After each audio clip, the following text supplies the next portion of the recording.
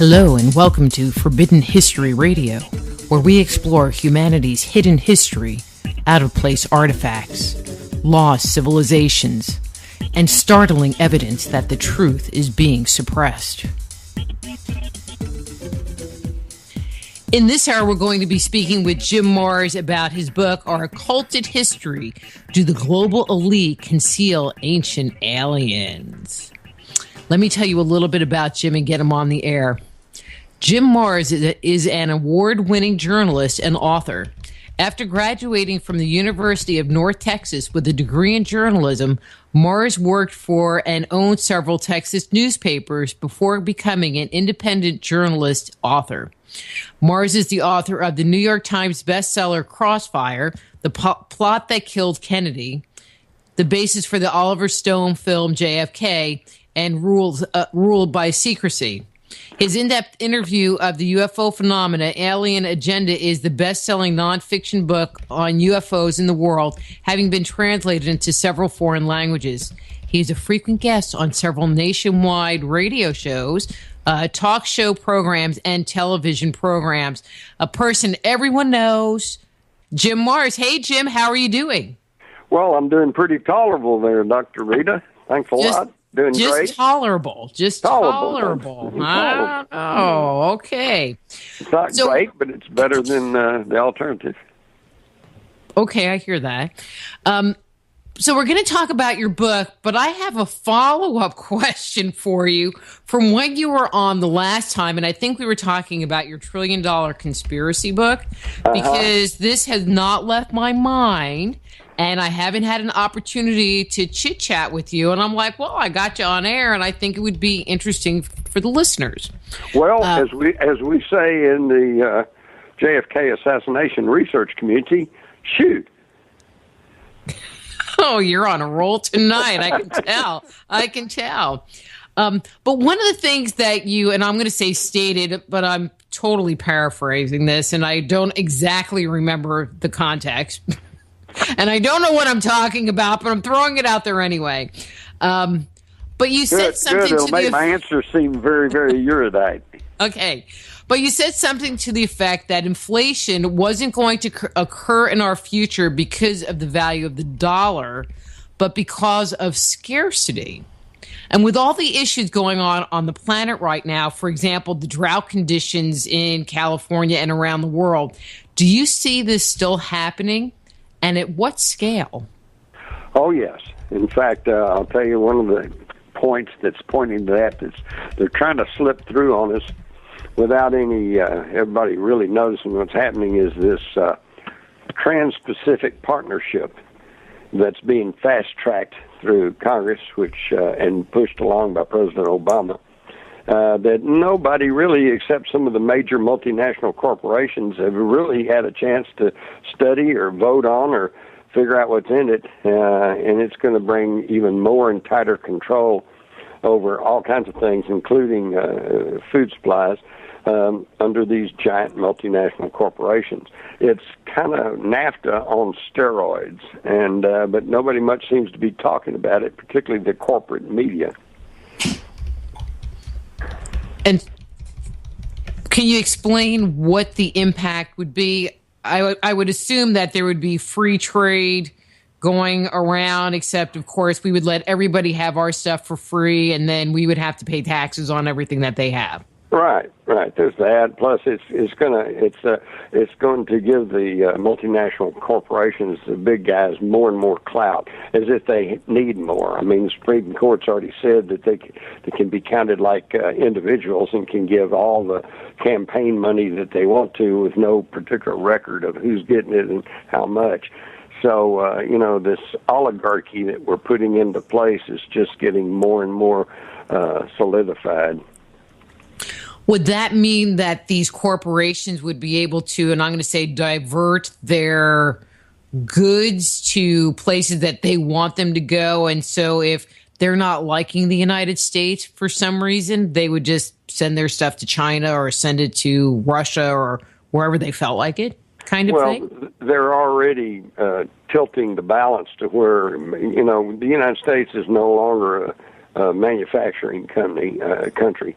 we're a consumer country, and China and other places where they essentially have slave labor and cheap labor, then they're getting all the work, and the corporations are moving offshore, but they're making sure that they get to keep all their tax loopholes here in this country. It's not doing the American public any particular good. And when they get this thing all tied up, it'll probably mean increases in the cost of goods and services. Okay, so there's that part. And the reason I'm asking, there's all of this drought stuff that happened, and then they were killing cows and pigs, and the almond orchards weren't producing, and there wasn't, I mean, it just seemed like just the drought, just taking that one little piece means that next year, the food supply in the United States is going to be really limited, or much more limited than it has been in the past as well. Well, there's a lot of problems going on that are not being talked about in the media. They'd rather talk about Ferguson or the latest celebrity news. Fukushima is still gushing on radiation. The Pacific is becoming a dead sea. The oil spill in the Gulf has never completely been cleaned up or even stopped. They're still spraying corrosive down there and dumping all that oil down towards the bottom of the Caribbean, and it's becoming the Gulf of Mexico, and it's becoming a dead body of water too, pretty much like the Mediterranean. And then water, of course, is getting more and more scarce anyway. California, as you say, is experiencing drought conditions, and what a lot of people are not being told is that they're already in critical situation because they're already using some of their reserve aquifers, which are going down, and when they're gone, it's gone. So I mean, we got a lot of things going on, and unfortunately, it's not really being discussed in the corporate mainstream media. Well, I just fear, housing prices will go up in Texas because all those California people will move here. That's right. They got to go somewhere, and I guess we could hold a bunch in Texas for a while, but it's what I've noticed over my lifetime is that when a lot of people are clumped together in a huge big city, and they have problems with traffic and crime and pollution, and they say we got to get out, so they all move out to some clean, pretty little suburb, and all they do is bring all that with them. And before long, those little suburbs are overbuilt, and they're suffering from crime and traffic congestion and pollution. Taken as a whole, this Trans-Pacific Partnership and what's going on with Fukushima and what's going on in the Gulf and the drought issue and all of these issues, when would you guess, your best guess estimate, that this might come to a head? I mean, we're already seeing food prices rise. I do think it's interesting that gas prices are going down, but I think that's more of a placation to the American people. But yeah, they'll wait till the height of the holiday season when everybody's trying to get out on the road and trying to go visit relatives and do last-minute shopping, and they'll probably run the price up again. I a long time ago gave up trying to figure out how they figure the gasoline price at the pump. But let me give you some good news, though. See, okay, we like good news. There's a lot of interesting and good things happening. I'm in touch with people that are working hard on free energy, and they think if they had the proper government support and or funding, that they could come up with all kinds of alternative energy that's non-polluting. There's a whole revolution fixing to happen because of this 3D printing, which most people don't really understand, including me. I'm not very technical, but I do understand that they now have the capability of scanning any object and then duplicating it through 3D printing using plasticized materials that can be really hard. I know the government is already working to try to pass laws against making a gun with 3D printing. Now, 3D printers are now down really, really good ones for maybe $1,000, $2,000, and it's estimated within a few years they're going to be down around $500 to $200. And you can have a 3D printer in your own home, and you can make your own gun. You can make your own controls, and you can make your own machinery, and you can do all kinds of things. That's going to revolutionize everything.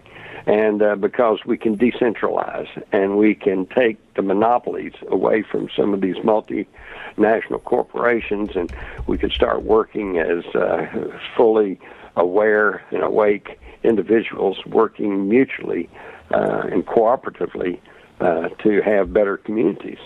And that's on the horizon, but you're never going to hear about that in the corporate control mass media, because their job is to promote fear and anxiety and dissension and keep everybody at each other's throats, so that we don't understand the 1% that's trying to run the world over our heads.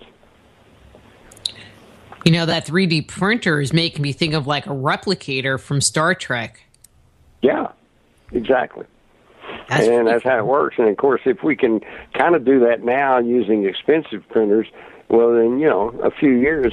Think about how cell phones, how much they cost when you had to buy the big unit with the antenna and a hand speaker and everything that you carried in your car, and now everybody's got one in their pocket. I mean, as they perfect it and as it gets more and more sophisticated. There's going to be more and more power to the individuals, okay?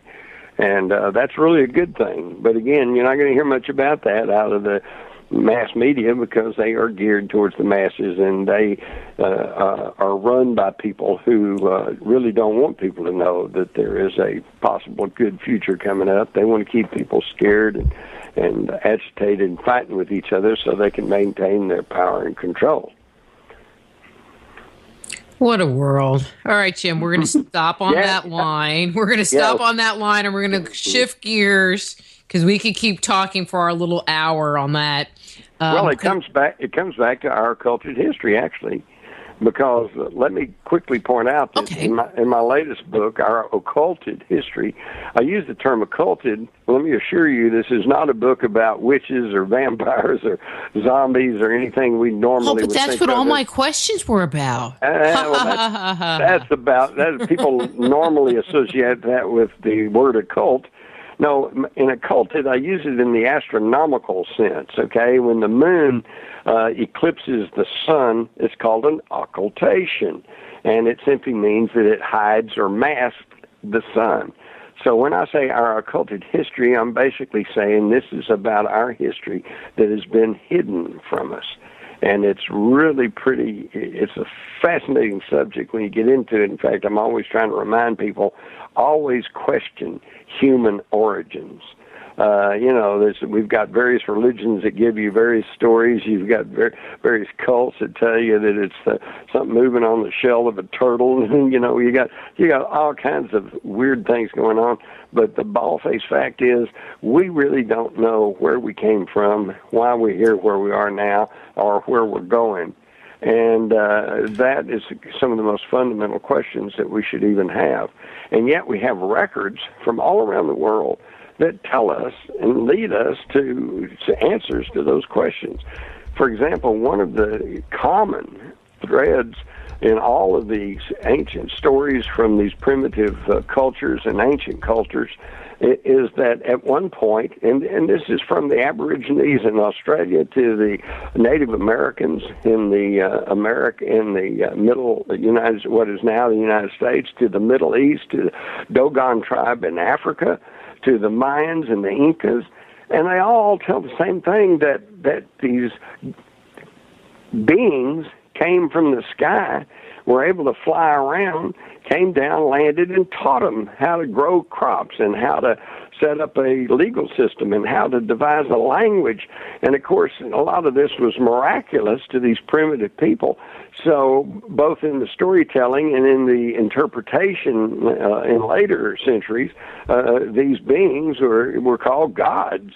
And that's where we get our mythologies from. And yet, if you really check, you find that almost all those mythologies come back to some really basic personality traits and characterizations that actually show they're probably all talking about the same personalities, the same people. For example, in the ancient Sumerian mythology, the god who was in charge of the earth was Enlil. In the Egyptian mythology, his same characteristics, but his name was Set. In the Greek mythologies, it was Zeus, and in the Roman, it was Jupiter. But it appears like they're all referring to the same entity. It's just that the name changed due to the language changes. Isn't that interesting? Well, I'm just going to say amen, because I have been on that bandwagon for 2 years, and people look at me like, no, they're not. It's like, yes, they are. Do you want my list of stuff? Just because you're taught something doesn't necessarily mean it's correct.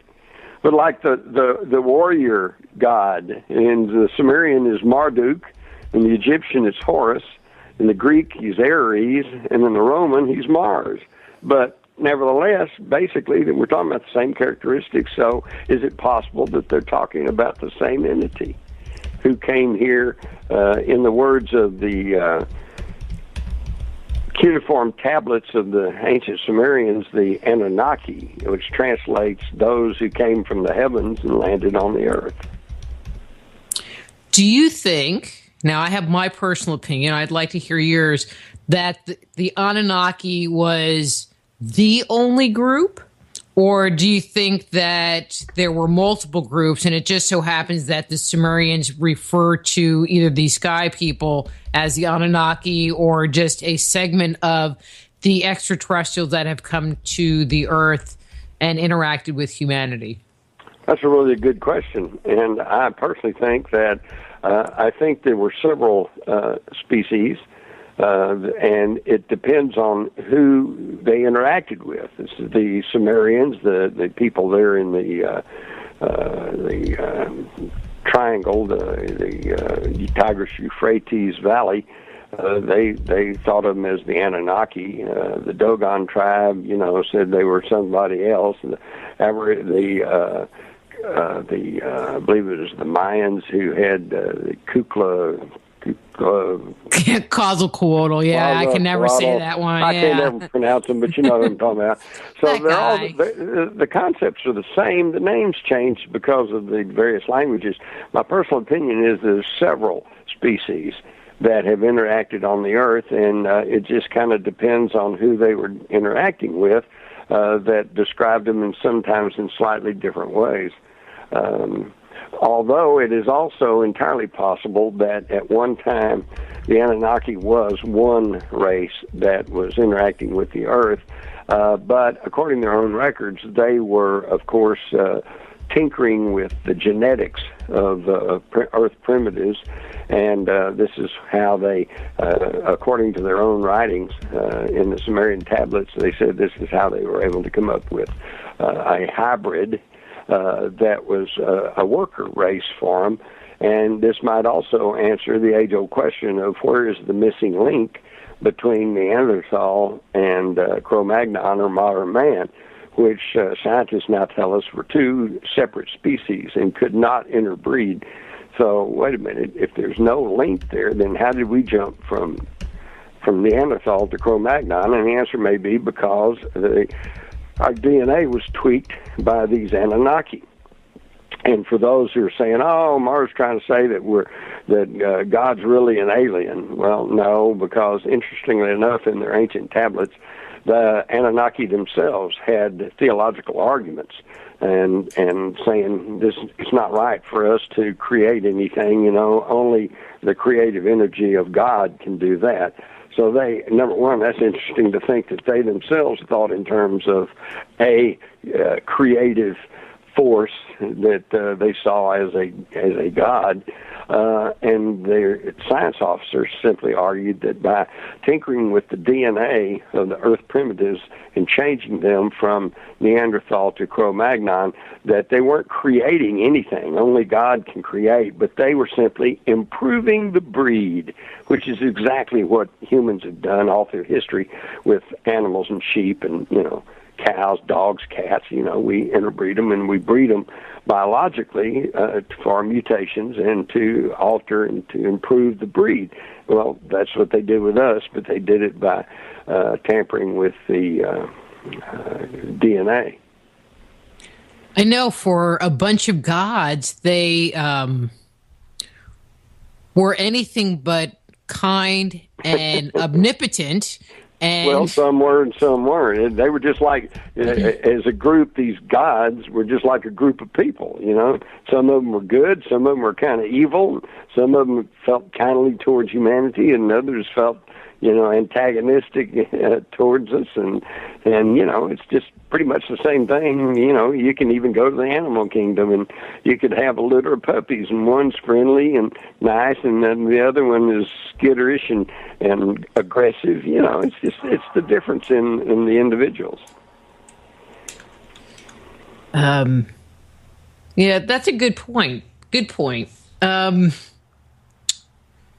That's why the Old Testament gets very confusing, because on the one hand, we're told that the Israelites Bible because the myth line that is in the Bible parallels everybody else. It's undeniable, the same storyline, with one exception. In the Bible, you can only have one God. Right. You can't have multiple gods, and so there was someone with a 5-gallon bucket of white out, and they were just like, all right, take his name out. All right, now it's Yahweh. And they had to take out half the stories because you can't have gods fighting with each other if there's only one. That's right. And yet they slipped up occasionally, like back in Genesis when they're talking about the Tower of Babel. They quote the monotheistic God as saying, "Let us go down and let us do this." Well, wait a minute, is that the royal queen's we? We are not amused, or were they talking about a council of these Anunnaki who the humans mistakenly were interpreting as gods? So it's a very interesting topic and really fascinating. God was just schizophrenic. That's it. Yeah.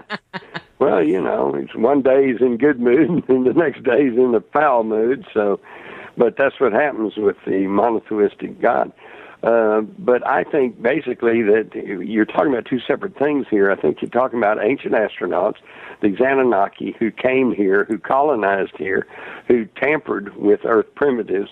This was a materialistic reality that was taking place on the physical plane, okay? And yet, superimposed over all of that was the energy that energizes the entire universe. And at some point, even many scientists are now coming to understand that there was a creative energy force to begin with that gave order and rhyme and reason to the universe, that was a creative energy force that pretty well fits the definition of what we would think of as a god.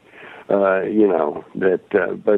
if that's the case, then now we get into the New Age type thinking, which is that we're all connected energetically, right? I think you would support that. I would.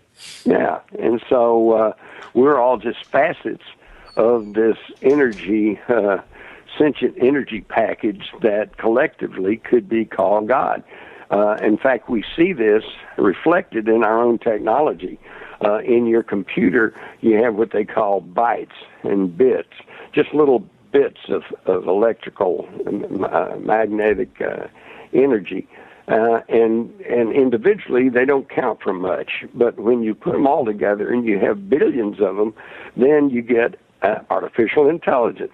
And you get a machine that's capable of doing mathematics and of solving problems and all like that. So you just, So I think that we can see that it's the combination of all these little bits of energy that create the artificial intelligence in our computer.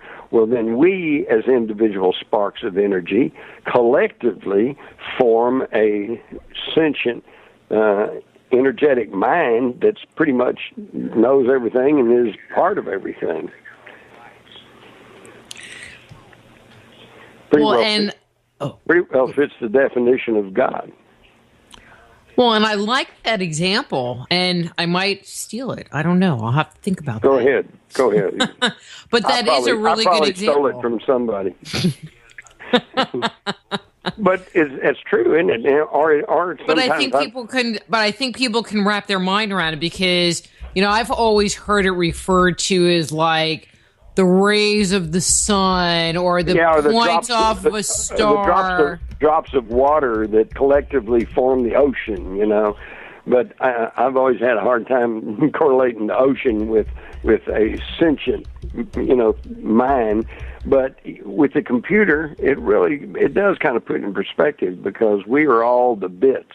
We are all individual bits that collectively form the conscious universal mind.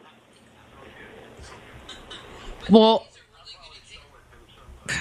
I'm sorry, they keep talking to me about network issues, and it's just like, stop bugging me, guys. Deal with it.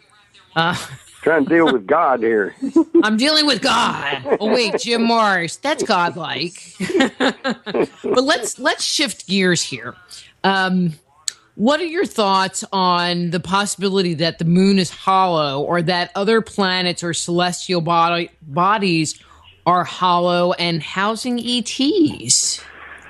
Well, for one thing, if you look at the moon called Iapetus, Iapetus, it's a moon of Saturn, and it's really incredible because, number one, it has a swirling two-tone coloration, a very distinct dark side and a light side that kind of swirls in an S, and looks for all the world like the famous yin-yang Chinese symbol. In fact, it's been called the yin-yang moon, and even better than that, there appears to be a ridge, a mountain ridge, right around the equator of Iapetus, that like sections the thing off from one side to another, and then this huge crater up on one side, and it looks for all the world like the Death Star in Star Wars.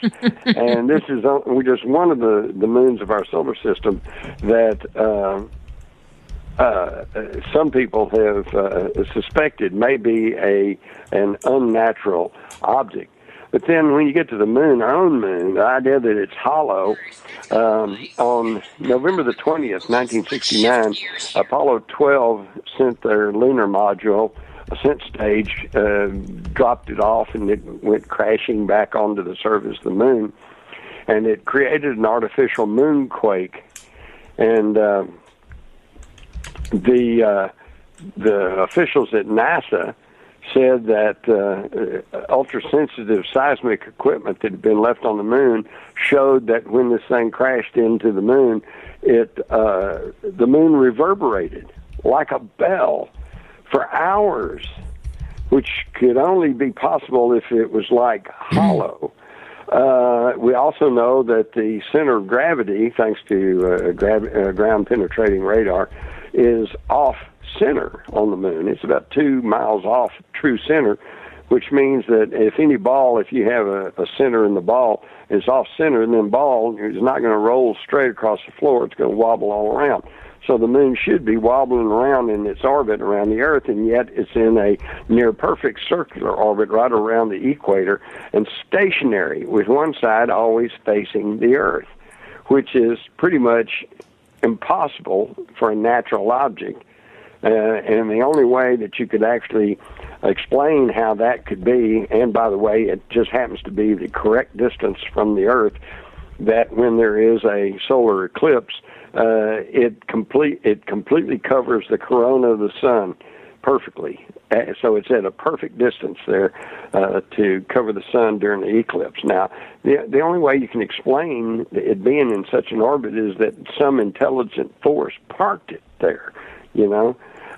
But then, of course, this shows our circular thinking, because we all know there's no such thing as aliens, but we know the moon's been there as far back as we know, and we know we didn't put it up there, so we just won't talk about that. And they don't.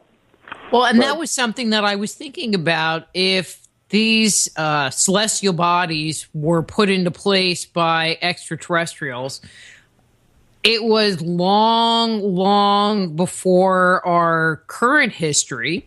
Right. We know that from mythology and even from the Bible, you know, it says God put the sun, the moon, and the stars in place. Mm-hmm. And so is it possible that that is referring to them putting these planetoids in their proper location, or in the location we see them today? Well, there are certain ancient records that tell of a time when there was no moon in the sky. Okay, I haven't found that one. Yeah. It tells that they put them in the sky, but I don't know that I found any that said that there wasn't one in the sky. I think I wrote about that in our occulted history. It'd take me some time here to go dig that up. But meanwhile, I'll give you Go ahead. Well, I'll give you my own personal story. I once had the opportunity to sit down and talk with Dr. Edgar Mitchell, the sixth man to walk on the moon. Mm-hmm. And I just asked him point blank. I said, you know, Dr. Mitchell, what do you feel about the idea that the moon is hollow? Well, he starts kind of laughing. Oh, he says, the moon's not hollow. But then he continued and he said, of course, we do know that the heavier materials are on the outside and the softer materials on the inside, which is kind of strange. And he said, actually, what we scientists think is that there may be giant caverns inside the moon. Well, you know, here's an astronaut hero who's been to the moon. I didn't want to get in his face, but I'm sitting there thinking, well, now, wait a minute, hollow moon, giant caverns in the moon? What's the difference? You can walk around through the caverns, and if it was hollow, I don't know. You could just fall all the way to China. Yeah, you can walk around the inside, you know, sure. I don't know. But all I know is that there's a lot of strange things that have to do with the moon. In fact, as far back as the earliest invention of the telescope, men have reported seeing lights moving around on the moon and structures that kind of come and go. In the early 50s, as I recall, there was a story that actually began running in the New York Times about the fact that they saw what appeared to be like a bridge between these two craters on the moon, and they would get other astronomers to take a look. They saw it too, and it was there for several weeks, and then all of a sudden it wasn't there anymore. So there's just a lot of strange things. They photoshopped it. They didn't have Photoshop in the 50s. But there's just a lot of anomalies about the moon, like the shard. This is some kind of object that is builds upwards to almost a mile off the moon's surface. And they photograph it. There are NASA photographs of it, but nobody knows what it is. Even the Apollo 11 astronauts, Armstrong and Aldrin, a day before they landed on the famous moon landing in August of 1969, newspapers were reporting that they were telling NASA control about a bright light that they could see emanating from inside a crater near Aristarchus. And, they hypothesized that must have been due to volcanic activity. And yet, after we got to the moon, studied it all out, now the idea is that there is no volcanic activity on the moon. So what produced this light that these astronauts saw? There's just a lot of these such anomalies, and I love the word anomaly. That's a kind of a scientific jargon for WTF, you know. We don't know what it is. And we don't want to. So we don't really want to know. It may throw our whole cosmology into disrepute, you know. What do you think about the people that claim that there are bases on the moon and that, you know, we are making active trips up there and Obama's been to Mars? And I mean, some of the stuff I find a little fantastic. Where do you weigh in on some of that stuff? Well, I'd have to say that that's in my huff file. Okay, my huff file is when I get information and I go, huh. You know, I don't know if it's true. I don't know if it's false. So I put it in my huff file and file it away to see if I get further information that either confirms or denies this thing. And as far as we have bases and we have a secret space fleet out there, yada yada. I myself have talked to a Navy commander who claims that he's made a trip to Venus. Okay. And happen to know, and of course you've got the experience of that guy who hacked into the Pentagon computers, McKinnon, who is still hiding out over in England, you know, because they want to bring him back over here and put him in prison for life because he hacked into the Pentagon computers, Gary McKinnon, and yet the Pentagon admits that he didn't do any damage, and McKinnon said he was simply looking for proof of the existence of UFOs, and what he found was our secret space fleet, the names of ships, the names of officers and personnel that are up there manning them. And now, whether there's any reality to that, I don't know, but it's interesting that they're trying to extradite McKinnon and put him away in prison, even though by their own admission he didn't do any harm to anybody. And if all that's just hogwash and there's no such thing as our secret space fleet, then why are they so hot to extradite him and put him in prison? Okay, we have Neutron in the chat room that wants to know if China's recent moon rover has found anything on the moon that NASA has hidden from us. Not to my knowledge. I was kind of keeping my eye on that myself to see if they would come back and go, hey, what I often wondered was, what if they go to the Apollo 11 landing site and there's nothing there? But frankly, I haven't heard it. Well, I haven't heard anything, so I don't know. That doesn't mean they haven't found anything. It may mean that we're not being told about that too. But as at this point, I'm not sure that they found anything. But you know, that's kind of an interesting little point you brought up. Has anybody looked at the photos to see if our space debris and our garbage that we left on the moon is there? Good question. You know, because there's the whole controversy. Did we go there in the first place? Exactly. Well, I know that they have bounced signals off of a repeater on the moon and gotten it back. And they say this is proof that the signals on Apollo 11 and the other Apollo missions actually came from the moon. But then when I talk to scientific people, they remind me that all you had to do was put a repeater, broadcast transmitter on the moon, and it would bounce back whatever you send it. And so you could always send messages back to the Earth saying, here we are, we've landed, and it would indeed be coming from the moon, but it would have originated on Earth. I don't know. There's just some questions there. I personally feel like at some point we did go to the moon, although there is an increasing debate over how we were able to go and navigate through hundreds of miles of the Van Allen radiation belt without any serious consequences. And one of the theories is that we never left low Earth orbit. And one of the arguments for that position is the fact that we claim we went to the moon 6 times, but we've never gone back. You know, why not? I know I'm old enough to remember that before we put people on the moon, or claim we did, the argument was that we're going to build a colony, put a base on the moon, and we're going to mine it for minerals that we can't get on Earth, and it's going to be profitable, and it's going to pay for the space missions.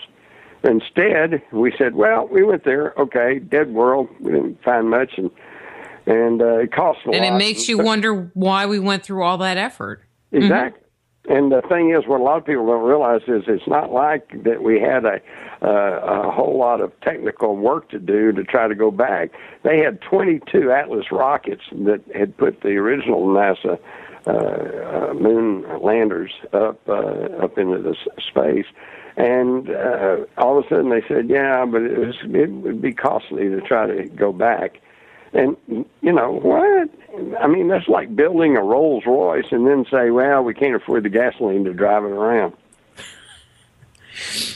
Well, and I actually went to Houston and went on the little, you know, NASA thing there, and they had a Saturn V, and I'm walking around, and I mean, other than that thing is huge, but you can look inside parts of it, and you see these PC boards that are, you know, they're not covered over, so there's no vibration control on them. They got these big old resistors and capacitors on, and I'm looking in there going, this actually is supposed to go to the moon. I mean, we probably have more technology in our watches now than was in this whole giant thing that went to the moon and back. It's amazing, but you're probably have an iPhone, and there's more computing power in that iPhone than they had in all of NASA to put the moon missions on the moon. It's just incredible. And yet, we haven't gone back. We ain't gone anywhere. In fact, they've scrubbed the space shuttle. Well, you know, but from what I understand, they're privatizing everything with that now. So. Well, yeah, except if you notice, the last couple of liftoffs ended badly for the private space probes, and that's something else, Dr. Louise. Have you ever considered this?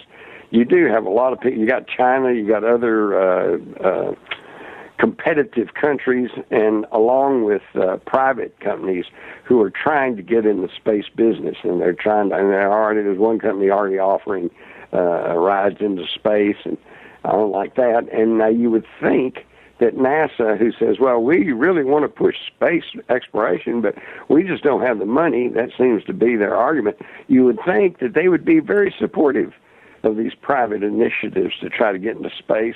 And instead, the reality is that they've dragged their feet and tried to throw roadblocks in their way the whole time. There's something about us getting into space that somebody somewhere doesn't want. Interesting. Well, that kind of leads me to the next question, you know, because we're talking about this alien thing, ancient aliens. Do you think the ETs control the world through the global elite? I think they're trying to. I have reason to believe, and I couldn't prove this, but I have reason to believe that that some of the ruling elite types are in some way in contact with ETs.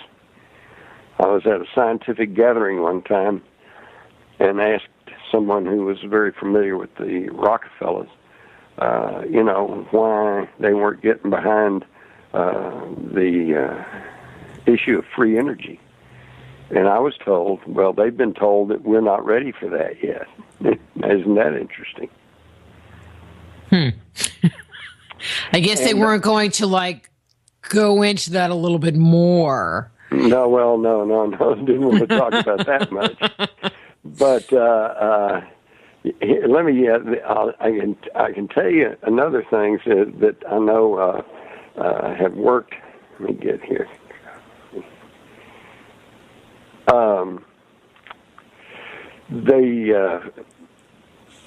There was a former Canadian Minister of Defense, Paul Hellyer, who has stated that there have been different alien species visiting the Earth for thousands of years, and that some can even pass for human.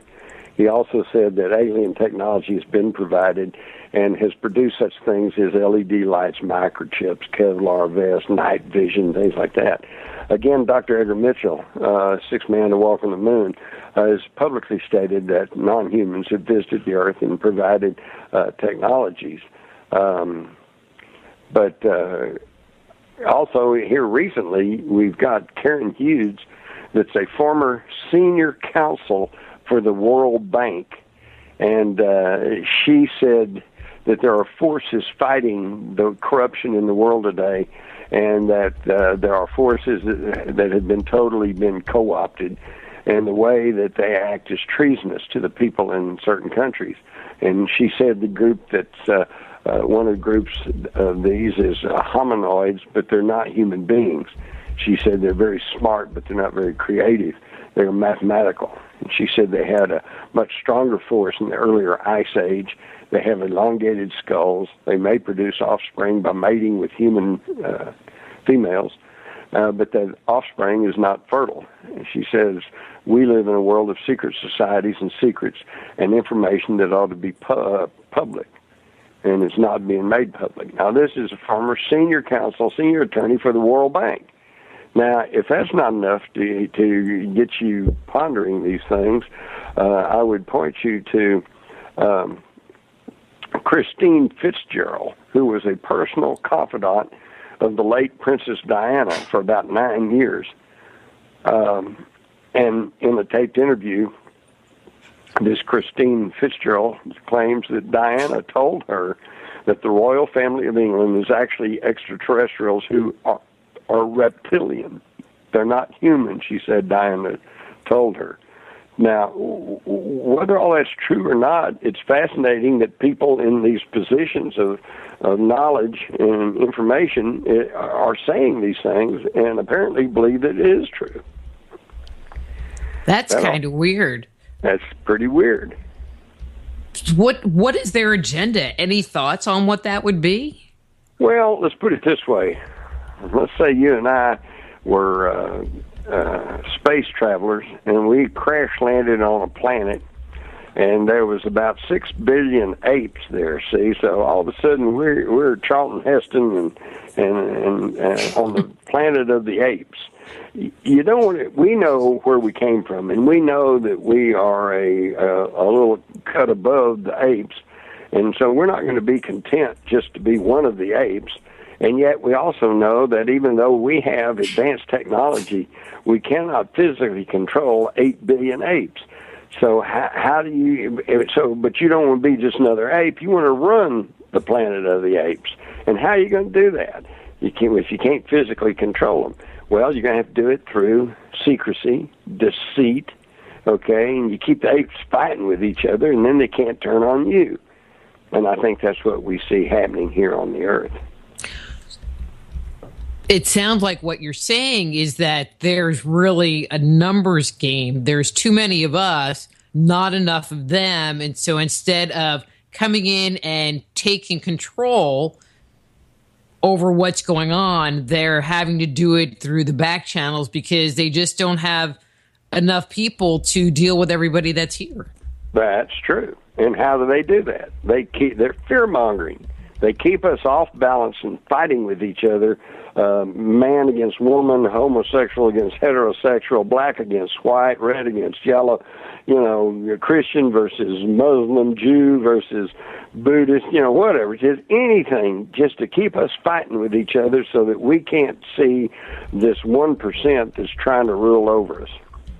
And that's why in my book, Our Cultured History, with I think a very pertinent question for today, which is, we all know they are trying to do things to us and run the show and rule over us, and it's time we start asking, are they even us? Well, I guess not.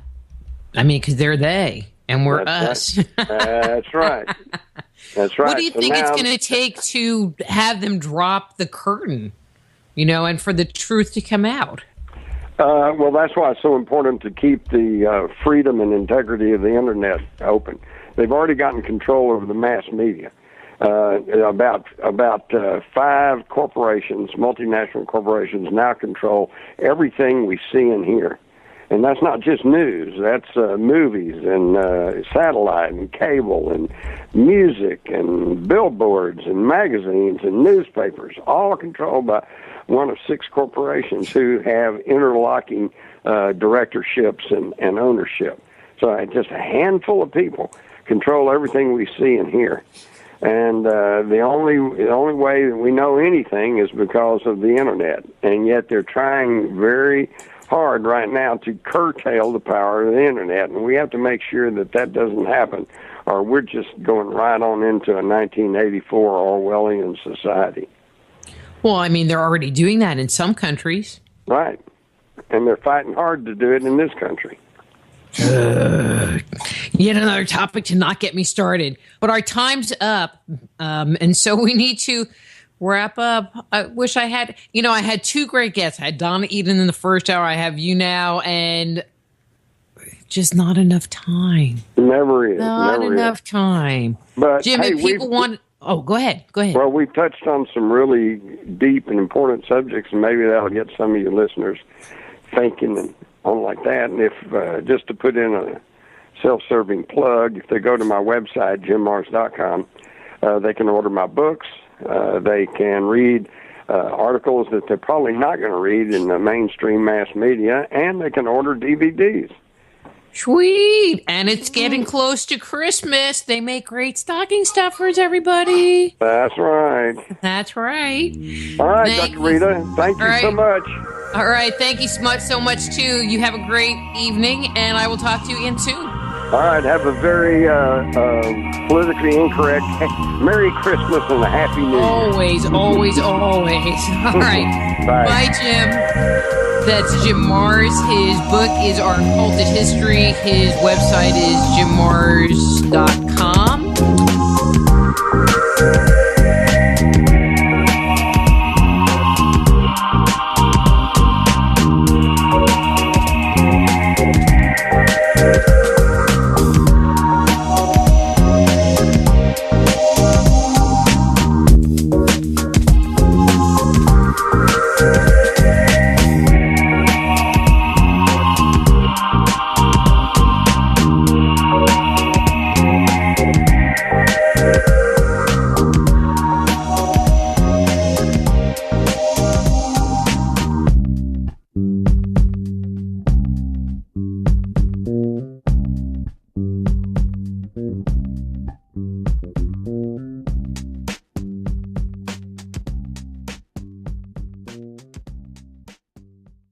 Nobody really, except some of the major multinational corporations, have really had a chance to study or vote on or figure out what's in it, and it's going to bring even more and tighter control over all kinds of things, including food supplies, under these giant multinational corporations. It's kind of NAFTA on steroids, and but nobody much seems to be talking about it, particularly the corporate media. And can you explain what the impact would be? I would assume that there would be free trade going around, except, of course, we would let everybody have our stuff for free, and then we would have to pay taxes on everything that they have. Right. There's that. Plus, it's going to give the multinational corporations, the big guys, more and more clout, as if they need more. I mean, the Supreme Court's already said that they can be counted like individuals and can give all the campaign money that they want to with no particular record of who's getting it and how much. So, this oligarchy that we're putting into place is just getting more and more solidified.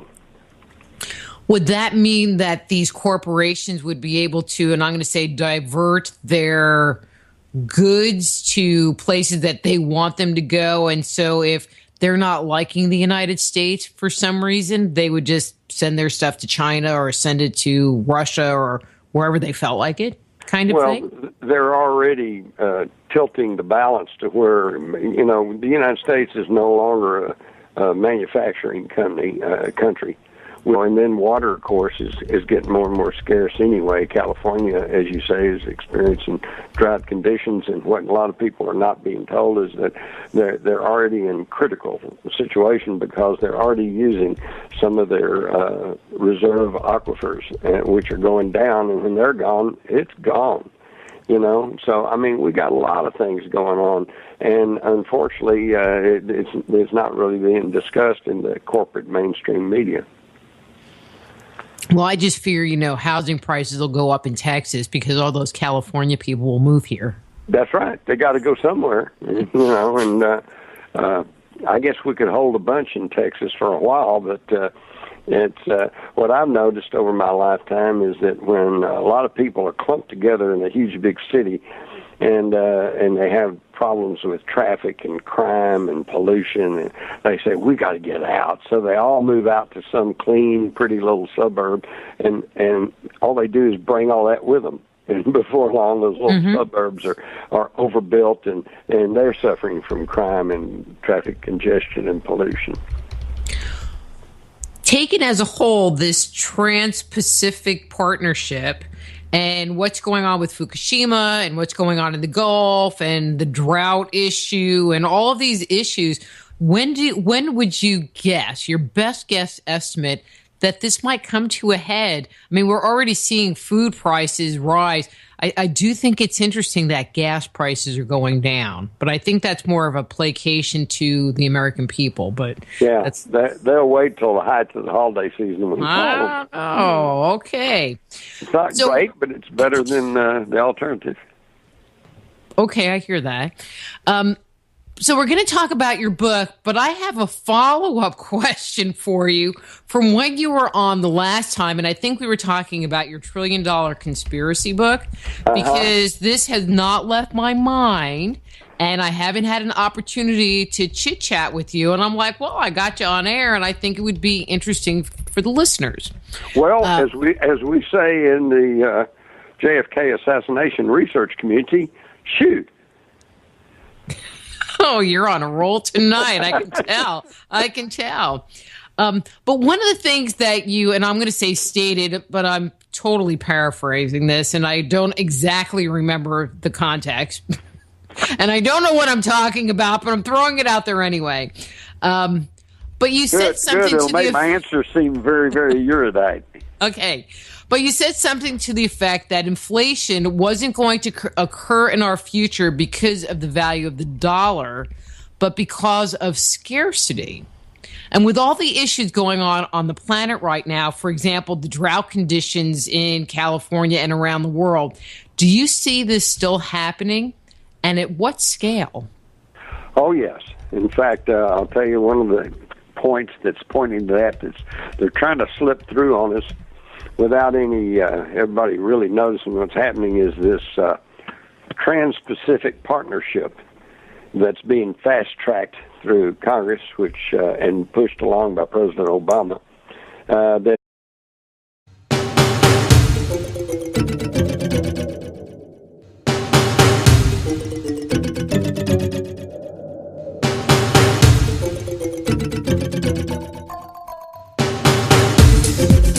Hello and welcome to Forbidden History Radio, where we explore humanity's hidden history, out-of-place artifacts, lost civilizations, and startling evidence that the truth is being suppressed. In this hour, we're going to be speaking with Jim Marrs about his book, Our Occulted History: Do the Global Elite Conceal Ancient Aliens? Let me tell you a little bit about Jim and get him on the air. Jim Marrs is an award-winning journalist and author. After graduating from the University of North Texas with a degree in journalism, Marrs worked for and owned several Texas newspapers before becoming an independent journalist author. Marrs is the author of the New York Times bestseller Crossfire, The Plot That Killed Kennedy, the basis for the Oliver Stone film JFK, and Ruled by Secrecy. His in-depth interview of the UFO phenomena, Alien Agenda, is the best-selling nonfiction book on UFOs in the world, having been translated into several foreign languages. He is a frequent guest on several nationwide radio shows, talk show programs, and television programs. A person everyone knows, Jim Marrs. Hey, Jim, how are you doing? Well, I'm doing pretty tolerable there, Dr. Rita. Thanks a lot. Doing great. Just tolerable. We're a consumer country, and China and other places where they essentially have slave labor and cheap labor, then they're getting all the work, and the corporations are moving offshore, but they're making sure that they get to keep all their tax loopholes here in this country, it's not doing the American public any particular good. And when they get this thing all tied up, it'll probably mean increases in the cost of goods and services. Okay, so there's that part.